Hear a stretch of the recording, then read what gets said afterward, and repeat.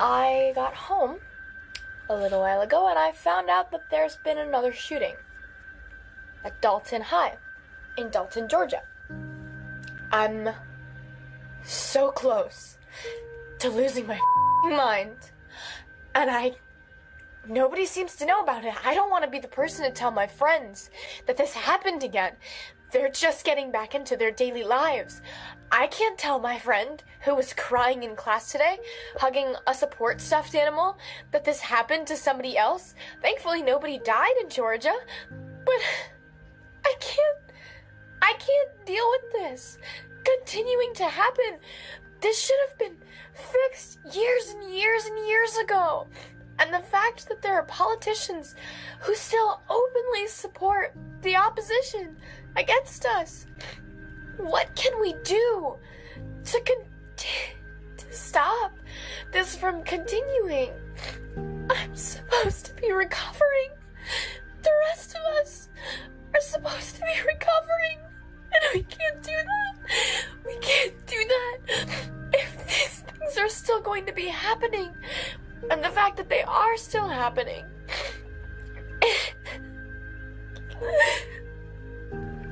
I can't. Because I can't do anything.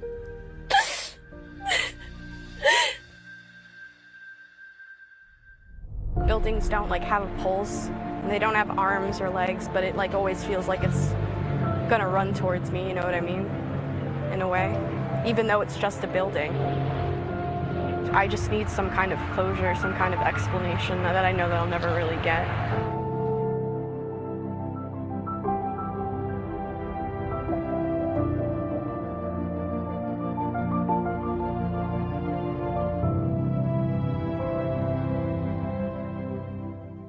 A CNN original series from one apostle to 1.2 billion followers. Witness the evolution of a global icon. So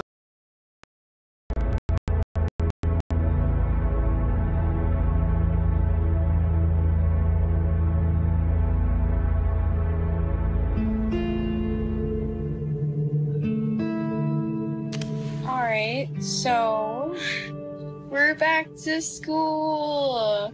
By back to school, I mean, here we are, just laying in my bed at 8:40 p.m. at night. I'm finishing the rest of my schooling online. I'm physically recovering, and I have so many doctor's appointments and engagements that I need to be at, so I'd be missing a lot of school anyways. It's weird because I'm not sitting in a classroom full of students, not talking to anybody, just I'm here by myself.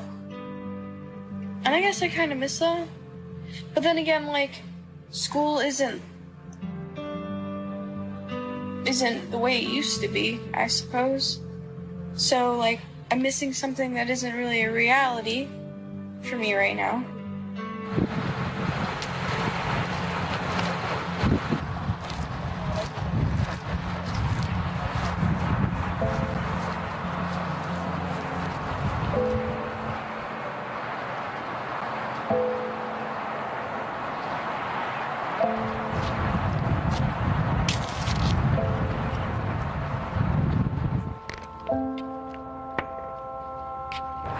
It's weird that buildings don't have a pulse, and they don't have arms or legs, but it always feels like it's gonna run towards me, you know what I mean?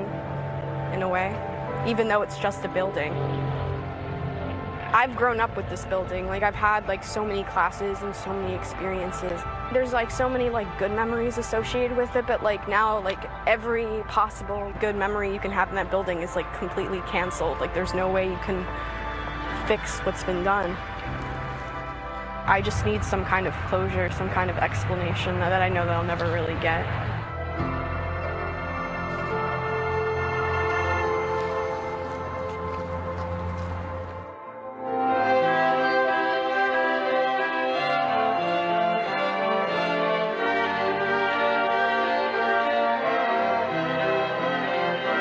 My faith means is everything to me.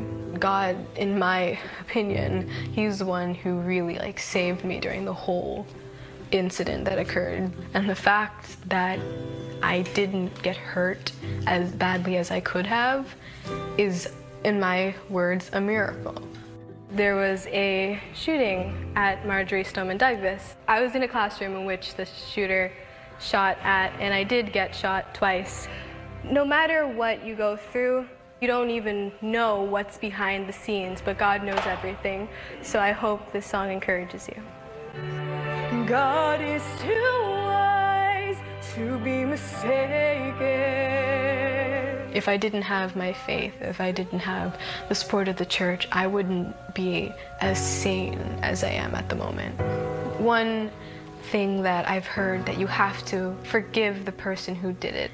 I forgive him in the sense that I'm not completely overwhelmed with anger just at hearing his name.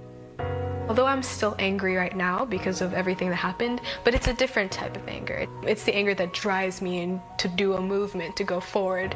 That's the anger that I have now. The Never Again movement is very, very important to me, because if certain things were already, solid, like gun laws having less loopholes, I would still have my best friend next to me. I don't want anyone else to experience what I have experienced. 67 yeas, 15 nays, Mr. Speaker. So the bill passes. This bill would raise the age to purchase a firearm to 21 years old from 18 years old. It would require a 3-day waiting period to buy a firearm. Will allow teachers to carry guns. To the students at Marjorie Stoneman Douglas High School, you made your voices heard. You didn't let up, and you fought until there was change. You helped change our state. You made a difference. You should be proud. Now let's sign the bill.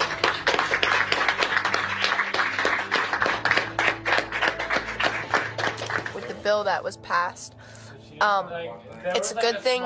It's a good first step, and it's important. But it also had the provision for arming some teachers, so I'm not 100% with it.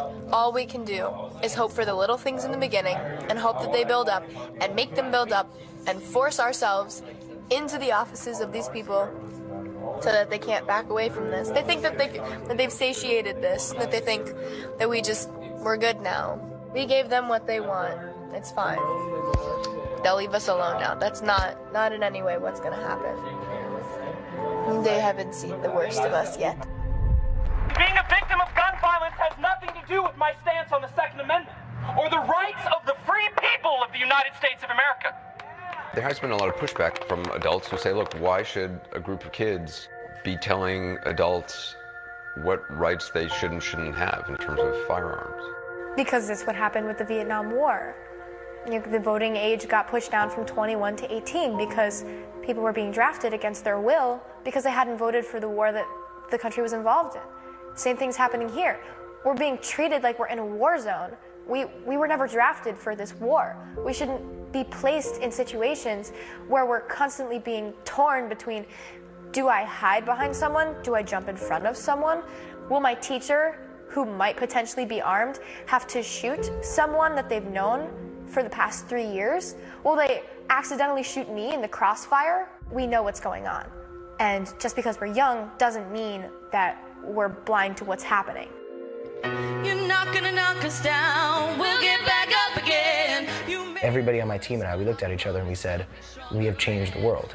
Enough is enough! Leaders don't create followers, they create other leaders. We led this fight, and from that, everybody is stepping up. We'll get back up again. You may have hurt us, but I promise we'll be stronger, and we're not gonna let you in. We're putting up a fight. You may have brought the dark, but together we will shine the light, and whoa. Time for Medicare, huh?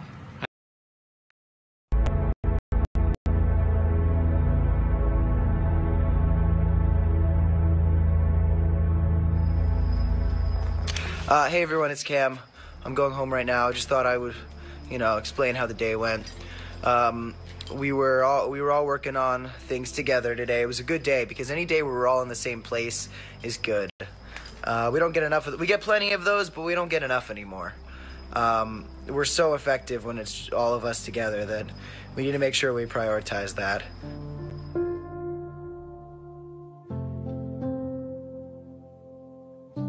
It's great that you guys feel okay to speak out, but why should a bunch of kids tell adults what they can and can't do? Well, we're the kids from the ruins of the system that they destroyed. If you look at the American political system right now, it's manipulation, lies, deceit, corruption.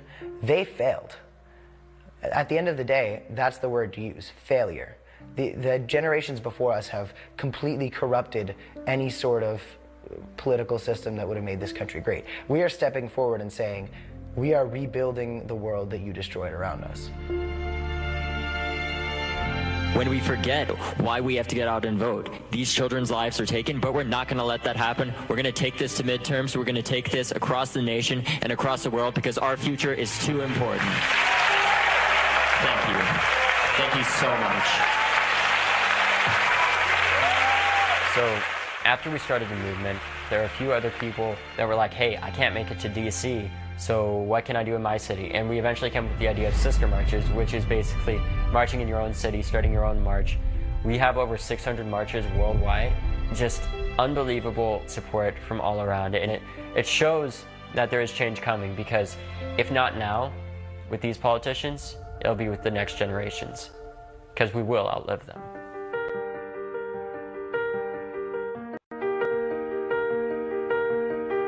Looking at live pictures right there from Parkland, Florida. Students walking out of class to protest gun violence.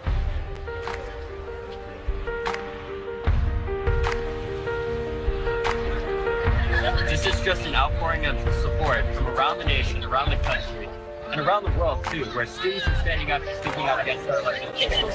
And we're really working together to make sure that these 17 people are remembered. I think it's a good prelude to the march. We're at the march, we're at the walkout. We all walked down, we stood, and then we all honored those who we lost. We love you, Helena. Always and forever. Always and forever. Gonna raise up our voices so we'll never ever fall. We're done with all your little games. We're tired of hearing that we're too young to ever make a change. Students from Florida to California have marched out of their classrooms today. At a time when the country is politically divided, an unprecedented sign of unity by students across the nation. 17 minutes of protests to honor the 17 victims of the massacre. You may have brought the dark, but together we will shine a light. At this point, us as students and us as future voters, our ideas are not being represented in office. In fact, they're getting us killed.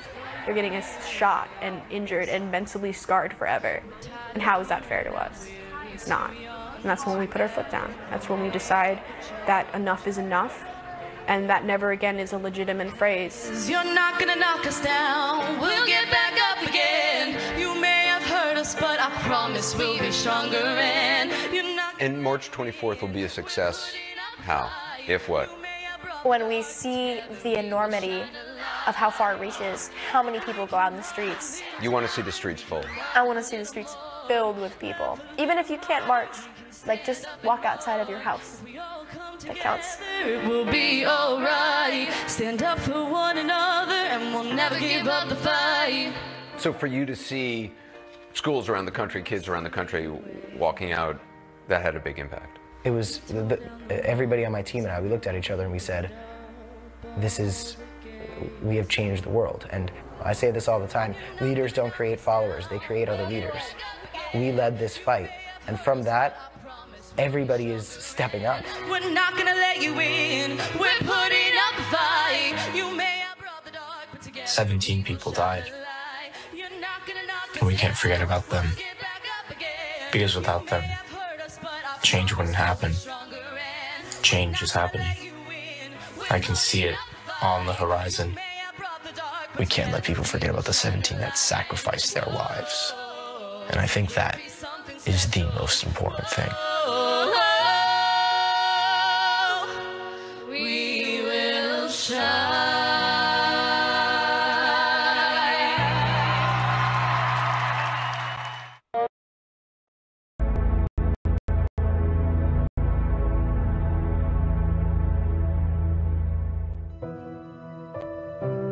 Tomorrow, students from Parkland and hundreds of thousands of others in our nation's capital and around the country will march for the change they're demanding.